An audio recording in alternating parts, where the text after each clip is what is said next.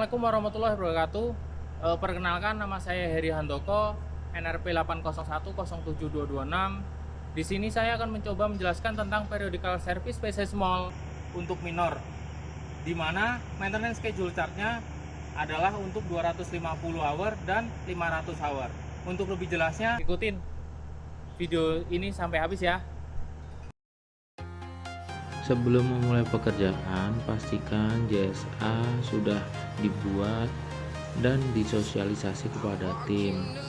Pastikan juga untuk logout dan tagout sudah terpasang dengan benar untuk mengisolasi energi bahaya yang ada di unit.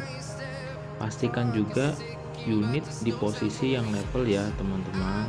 Sebelum kita mulai, kita preparation dulu sebelum melakukan periodical service 2000, di mana kita siapin yaitu key-sheet, terus YSA dan K10 untuk inspection, terus shop manual dan OMM.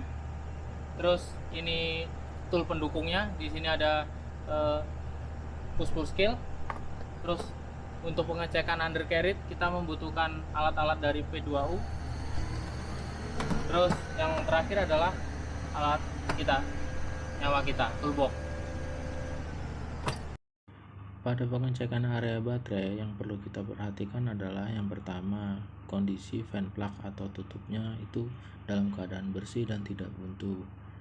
Level baterai elektrolit pun dalam keadaan standar, dan wiringnya masih dalam keadaan bagus dan terkoneksi tanpa ada karat. Oke, selanjutnya adalah ini adalah main fuel filter. Kita bongkar dengan ini alatnya. Setelah kita bongkar, kita masukkan, kita kencangkan. Nah, kita tarik ke kiri untuk membongkar.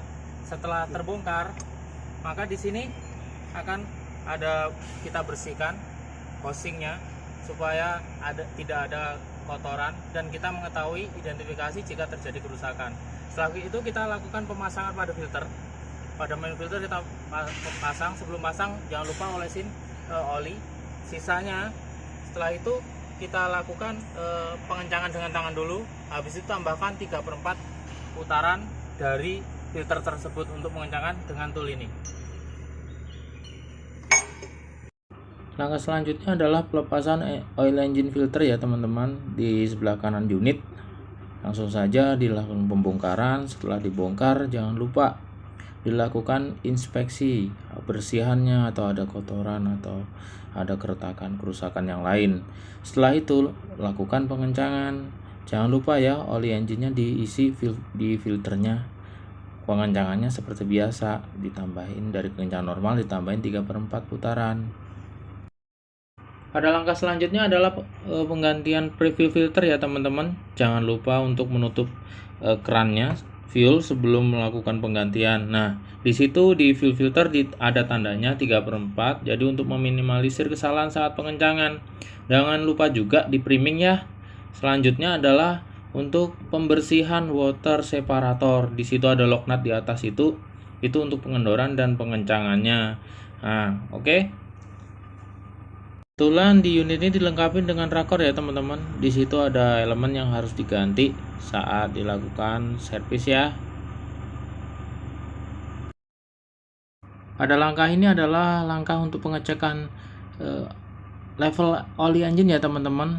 Dimana di situ ada low dan high, dimana pengisiannya sekitar 24 liter untuk refillnya setelah penggantian oli, dimana drainnya itu ada di bawah ya, sedangkan untuk pengisiannya ada di atas. Oli yang digunakan adalah SAE 15W40 ya teman-teman ya. Pengecekan pada belt tensional AC dan tensional alternator kita lakukan dengan tool ini, push-pull scale.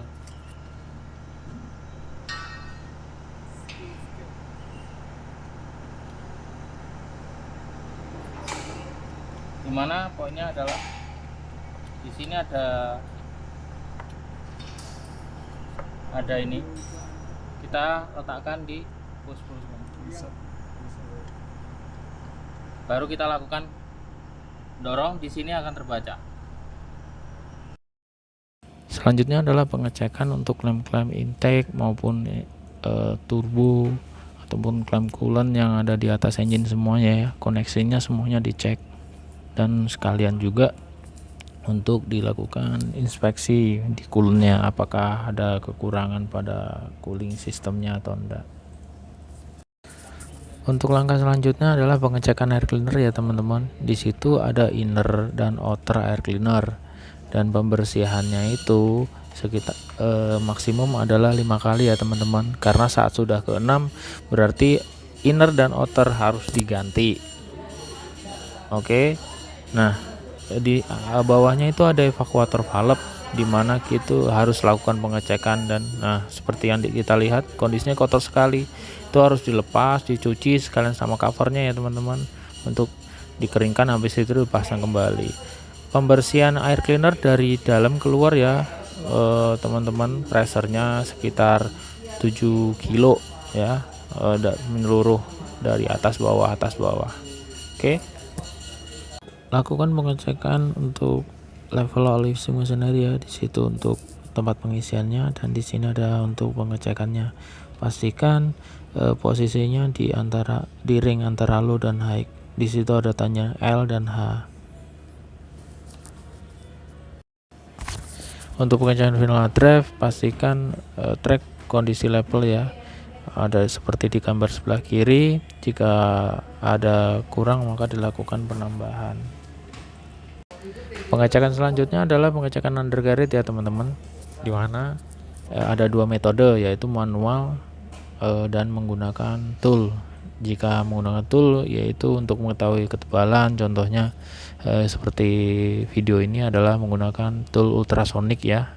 Biasanya kita pakai, jadi dikalibrasi dulu tuh, dibersihkan daerah yang akan diukur, habis itu dikalibrasi. Kalau sudah dikalibrasi baru ditempel ke benda ukur sekitar 3 posisi, dimana di situ adalah sebagai referensi yang paling besar.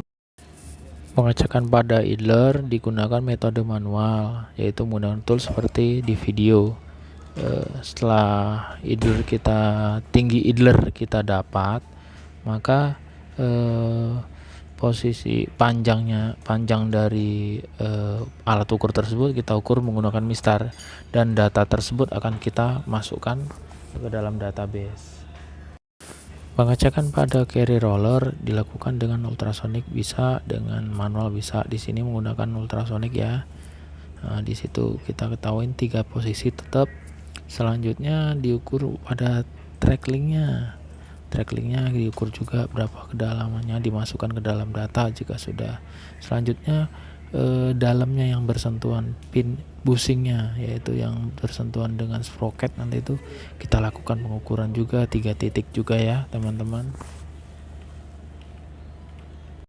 Untuk pengukuran sprocket ada malnya ya teman-teman, sesuai dengan jenisnya. Untuk pengecekan bolt track shoe, gunakan palu besi untuk memukul track shoe tersebut. Suaranya pasti akan berbeda jika track shoe tersebut kendor. Dan jika ternyata udah kendor, lakukan pengencangan dengan metode 1 kencangan dengan torque sekitar 490 plus minus 50 Nm. Lihat apakah nut dan shoe sudah rapat di permukaan link.